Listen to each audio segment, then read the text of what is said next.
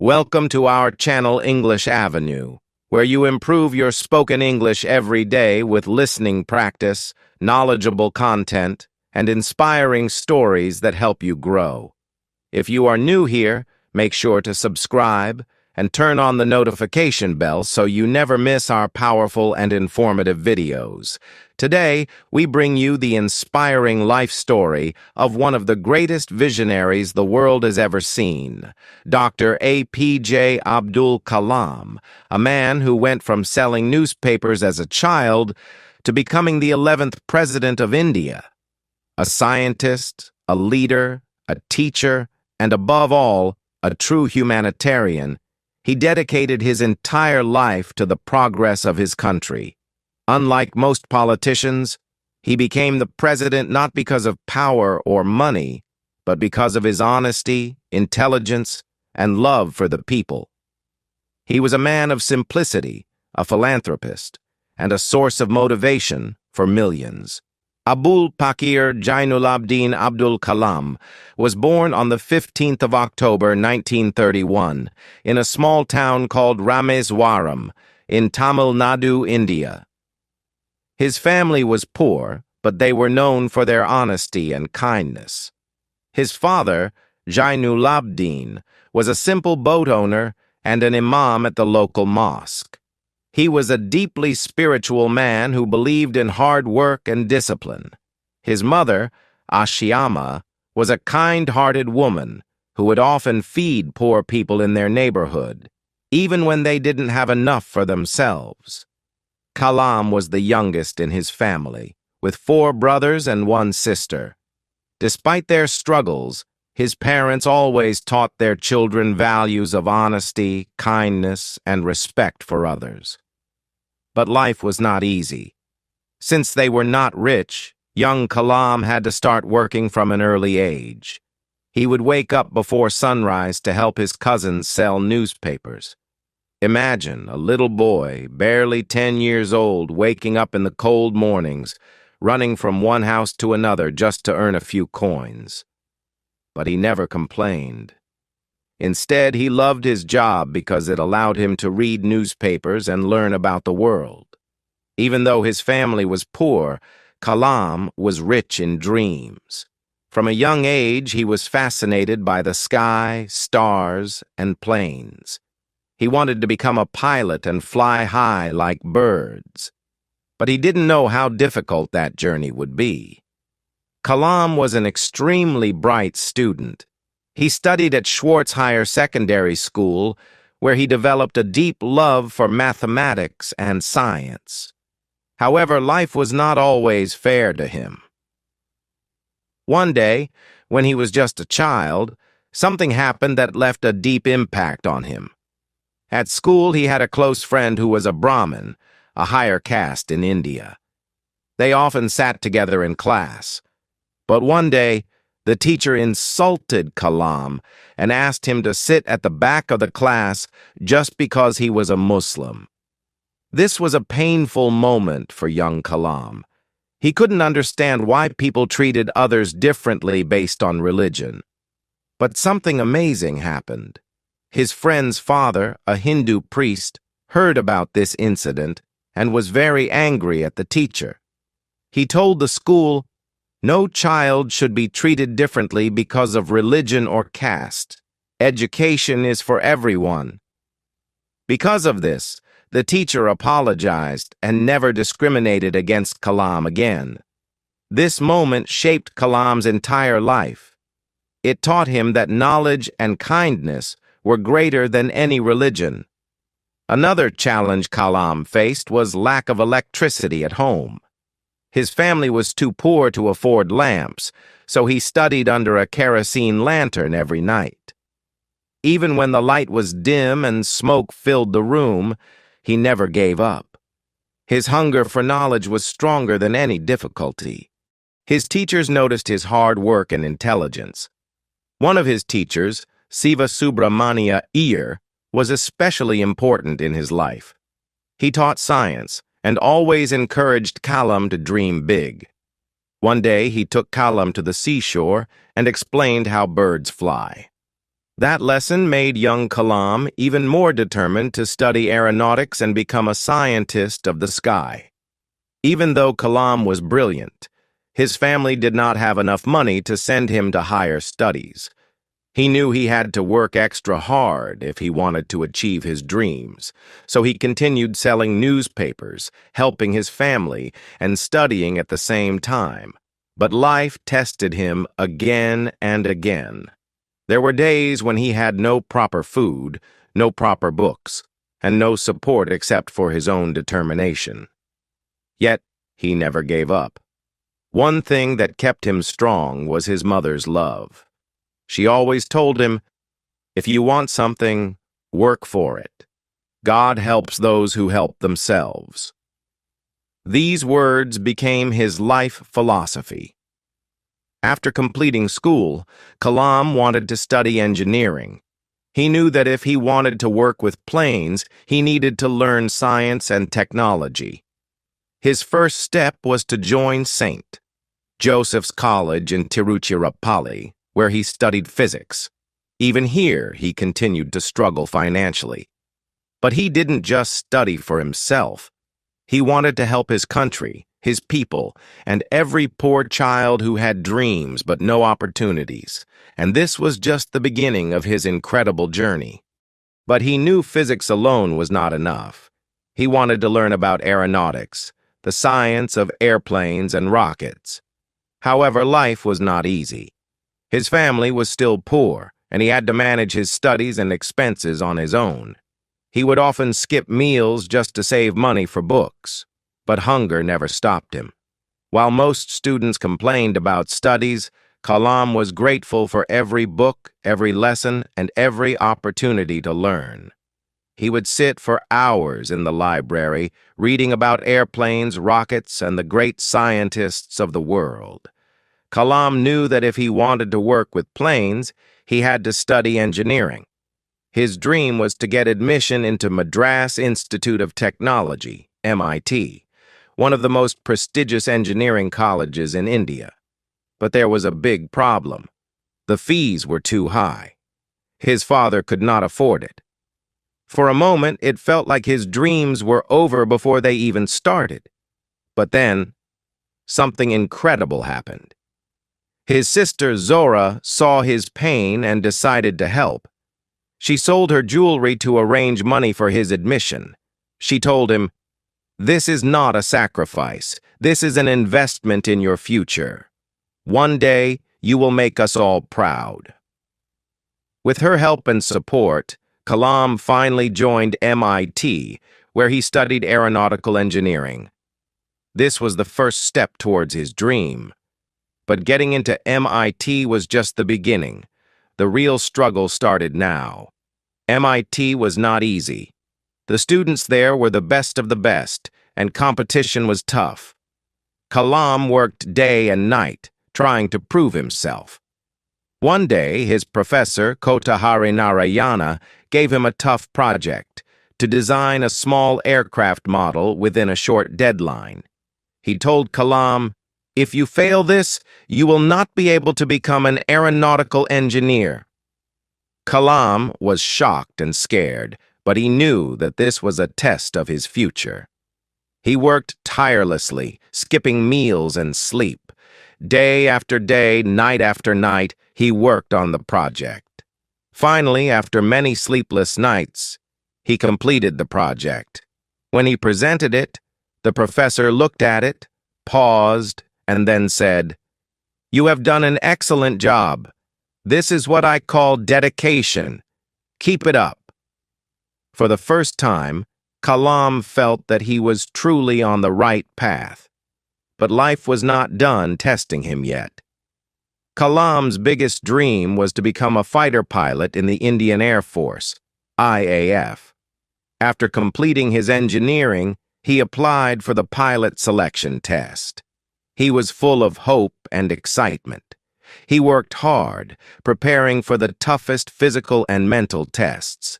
But when the final results were announced, his heart broke. Out of 25 candidates, only 8 were selected. Kalam ranked 9th, just one position short. he failed. This was one of the most painful moments of his life. The dream he had since childhood, to fly high in the sky, was gone forever. For days, he felt lost and broken. He had worked so hard, and still he failed. He asked himself, "Did I make a mistake? Was I not good enough?" But then he remembered something his father once told him. When one door closes, another opens. If you don't get what you want, it means something better is waiting for you. And his father was right. Kalam decided that if he could not fly planes, he would build them. Instead of crying over failure, he chose a new dream. He applied for a job as a scientist at the Defense Research and Development Organization, DRDO, a place where scientists worked on developing new aircraft and technology for India's defense. His first project at DRDO was to design a hovercraft, a vehicle that could float over land and water. It was a challenging project, but Kalam loved it. He put all his energy into it. At DRDO, he met great scientists and learned from them, but deep inside, he still wanted something more. He wanted to work on rockets and space technology, something that could truly change the world. And then, his life took another major turn. In 1969, after years of working at DRDO, Kalam was selected to join the Indian Space Research Organization, ISRO. This was the biggest turning point in his career. At ISRO, he worked under Vikram Sarabhai, the father of India's space program. Sarabhai saw great potential in Kalam and told him, "India needs bright minds like you. One day you will take our country to great heights." Kalam's first major project at ISRO was to build India's first satellite launch vehicle, SLV-3. This was a huge responsibility, and many people doubted whether India could do it. But Kalam was determined. He worked with his team day and night, solving problems, running tests, and making sure every part of the rocket was perfect. After years of hard work, in 1980, India successfully launched its first satellite into space using SLV-3. It was a historic moment, and Kalam was at the center of it all. For the first time, India had proven to the world that it could build and launch its own rockets. Kalam had gone from a small-town boy selling newspapers to a scientist who helped launch India into space. After his success at ISRO, Kalam was asked to lead a new project at the Defense Research and Development Organization, DRDO. His task? To build India's most powerful missiles. At that time, India was not strong in defense technology. Most weapons and missiles were imported from other countries, which made India dependent on foreign nations. The government knew that India needed its own missile system to become a strong and independent country. In 1982, Abdul Kalam was made the chief of the Integrated Guided Missile Development Program, IGMDP. His goal was to develop missiles that could protect India from any threat. He took on the challenge with full energy and dedication. He worked for 18 hours a day, barely taking any rest. His team was small and resources were limited, but his determination was unbreakable. At the same time, other countries were doubting India's abilities. Some Western nations even refused to sell advanced technology to India because they didn't believe that India could develop its own missiles. But Kalam had a different vision. He told his team, "We don't need to depend on anyone. We will build our own technology, and we will make India proud." And that's exactly what he did. Under his leadership, India developed 5 powerful missiles, which made the country one of the strongest in defense technology. These missiles were 1. Prithvi, India's first surface-to-surface missile. 2. Agni, a long-range ballistic missile. 3. Trishul, a short-range surface-to-air missile. 4. Akash, a medium-range surface-to-air missile. 5. NAG, an anti-tank guided missile. Each of these missiles was a huge achievement, but it wasn't easy. The team failed multiple times before they finally succeeded. One of the biggest challenges was the first test of Agni missile. The entire country was waiting for this launch, but at the last moment, a technical failure caused the test to fail. People criticized him. The media questioned his leadership. Many even suggested that India should stop missile development. But Kalam did not lose hope. He told his team, "Failure is not the end. It is the first step towards success." They worked even harder, fixed the mistakes, and on May 22, 1989, India successfully launched the Agni missile. The world was shocked, and India had proved itself as a rising military power. For this incredible achievement, he was given the title Missile Man of India. But this was just the beginning of his greatness. Many people only saw his achievements, but very few knew about the personal sacrifices he made. At one point, when Kalam was deeply involved in his missile projects, his family arranged his engagement to a young woman. The wedding date was set, and preparations had begun. But Kalam was so dedicated to his work that he didn't even attend his own engagement ceremony. His work was everything to him, and he believed that his mission was bigger than his personal life. Eventually, he decided never to marry, dedicating his entire life to India and its progress. Kalam worked tirelessly, sometimes spending days without proper rest.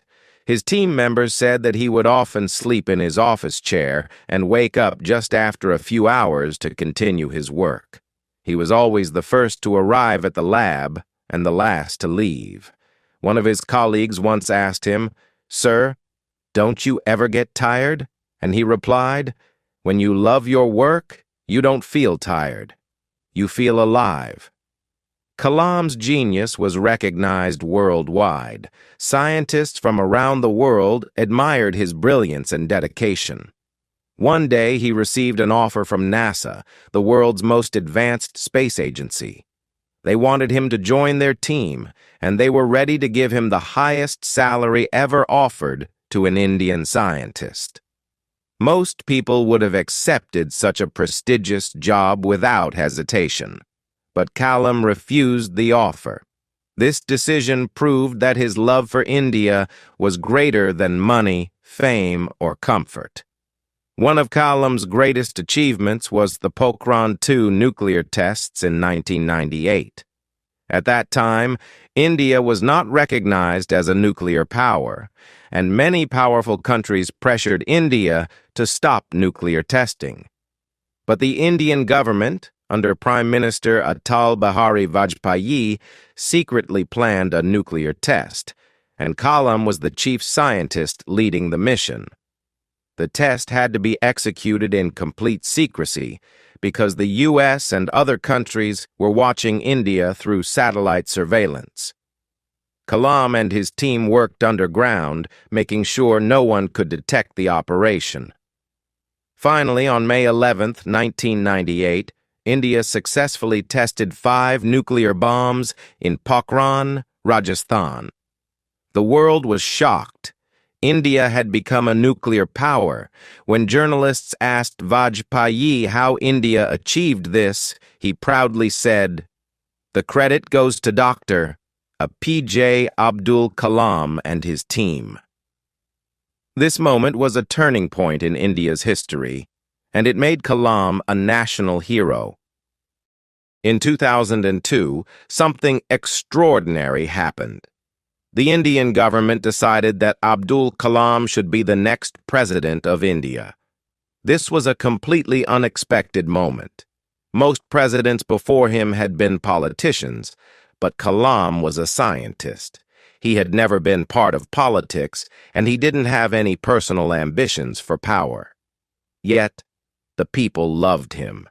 They had seen his dedication, his honesty, and his vision for India. So when his name was announced for the 11th President of India, millions of people across the country celebrated with joy. And on July 25th, 2002, he officially became the President of India. This was a historic moment. A poor boy from Rameswaram, who once sold newspapers, was now sitting in the biggest office in the country. Unlike many politicians, Kalam was not interested in power, luxury, or politics. He was interested in the people. Instead of spending time in meetings with politicians, he visited schools and colleges, inspiring young students to dream big and work hard. Wherever he went, thousands of children would gather, eager to hear him speak.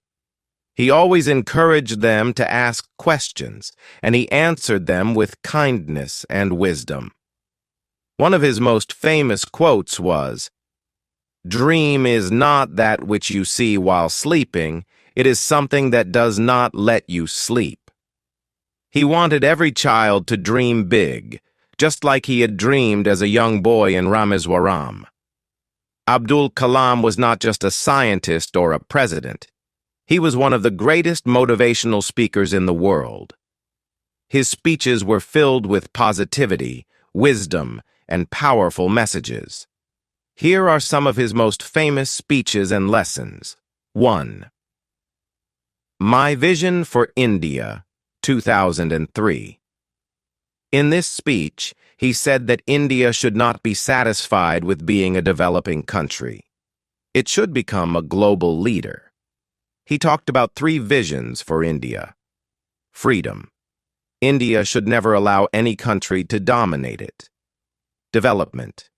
India must focus on becoming an economically and technologically advanced nation. Strength. A strong India can only be achieved if the people work hard together. 2. You are the creators of the future. Whenever he spoke to students, he would remind them, you are all born with potential. Never let small failures stop you. Each failure teaches you a lesson. Keep learning, keep growing, and never give up. The power of youth. He always believed that the youth of a nation determine its future. In one of his speeches, he said, "My message, especially to young people, is to have the courage to think differently, to invent, to travel the unexplored path, and to conquer the impossible." These words inspired millions of students, and even today, his speeches are watched and shared across the world. Abdul Kalam received countless awards and honors, both in India and abroad.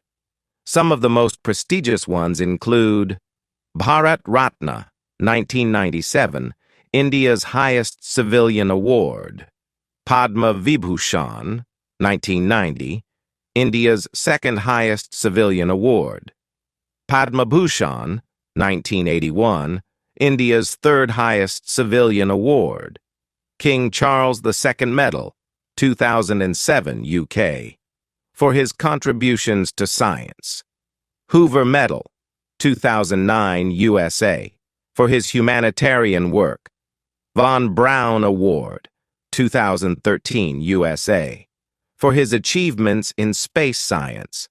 He was also given honorary doctorates by more than 40 universities worldwide.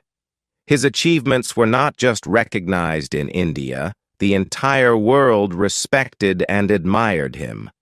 One of the most incredible honors was given to him by Switzerland. On May 26, 2005, Abdul Kalam visited Switzerland. The country was so impressed by his knowledge, wisdom, and personality that they declared May 26th as Science Day in his honor.